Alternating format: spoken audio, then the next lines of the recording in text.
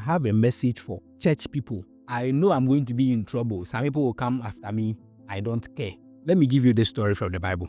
2 Kings chapter 4, verse 1. It's a full story. I am only going to dwell on the chapter 1. Listen. The wife of a man from the company of the prophets cried out to Elisha, "Your servant, my husband, is dead. And you know," take note, "and you know that he revered the Lord. But now his creditor is coming to take my 2 sons as his slave." There is this man who is the husband of this woman crying.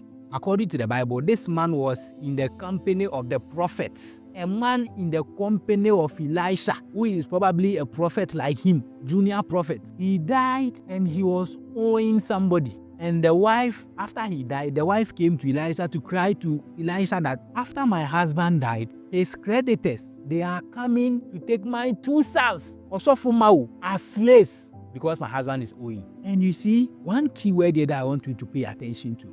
He said, "My husband is dead, and you know, you Elisha, you know that my husband revered the Lord." Is there? That means the man's spirituality, his dedication to God was unquestionable. Elisha was a witness that he loved the Lord, he loved God. He was a very good Christian. Yes, but he was owing. And do you know who he was owing? The fact that that creditor, one fan and to say, "Oh, Osofo bana or demik, Osofo ne demika, oh, wase ukra, oye ridu, wajana yere ne mawa bontin, wajana yere ne mawa ho. Mamifa meninto na de minfa kanincho." The man didn't do that. He said, "I want my money. If you are not paying my money, I'm coming to take your 2 sons as my slave." The fact that that man was doing that tells me that that man wasn't a Christian. So for a prophet as powerful as he is, to go and borrow money from somebody who doesn't go to church because of poverty.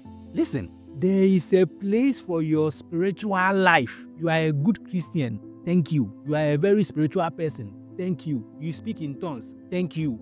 You go to church 247. Thank you. There is a place for that. For you to be successful, money, there is another place for that. If you waste all your life in church, thinking that everything that you are doing, God is going to bless you in terms of material things, money, car, where you stay with your family and all that, you are lying to yourself. Sometimes I don't know whether people don't read the Bible that they hold. Let me ask you, what do you think would have happened if indeed the creditor came to take the 2 sons of this dead prophet as his slave?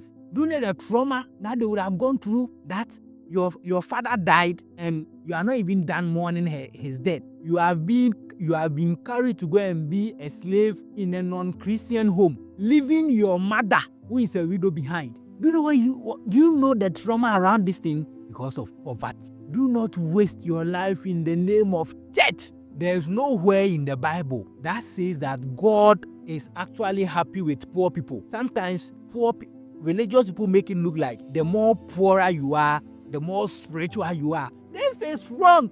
A lot of people are using church and religion as a cover-up for their failed life, and they are disappointing their families in the name of church. You cannot take care of your kids. You cannot pay your kids' school fees. They are sacking them, and you are mentioning the name of God in the house. It will irritate them. There's no better way to bring your children to God than you having money and introducing your children to the money, the better lifestyle, the good lifestyle, and telling your kids that all this beautiful lifestyle that we have is because of God. There is no better evangelism than this. There is no better evangelism than this. That you are coming to preach to me and you park your nice car and I ask you and you use that to tell me that that's why I have nice business. I read my Bible. I apply the principles in the Bible. That is why my life is going on as smooth as it is now. There's no better evangelism message than this one. A lot of church people are very lazy. They hide behind church. They don't build skills. They don't build anything. All that they know is tongues, church, and all that. You give your life to them as a lady, you want to marry them. They don't know anything aside midnight prayers. They don't know how the world is going. They don't know how the economy is going. They don't know what is going on about life. Nothing. No skills. Nothing. When I was sad the first time I read this message. I was asking myself, if indeed this kid's parents had gone to be slaves, if not because of Elisha, and this kid have gone to be slaves in an unbeliever's house, the trauma that you put these kids inside, do you think these kids are going to respect the God that you say you serve? as a Christian, anytime we need to borrow, you go to the non-Christians. You are in the life of Christ according to you, and you are trying to win people from the world to light. And when you need money, you go to the world to borrow. The people that you want to win them to Jesus. When you need money, those are the same people that you go to borrow. When you need money, the people that you go to ask money from. How many of them are Christians like you? How many of them waste so much time in church like you do? If you don't build your life well and make a meaning out of it, the people that you think you are leading to Christ, they will later turn against you, and they will later turn against the God, because your lifestyle failed them. That's what I came to tell you.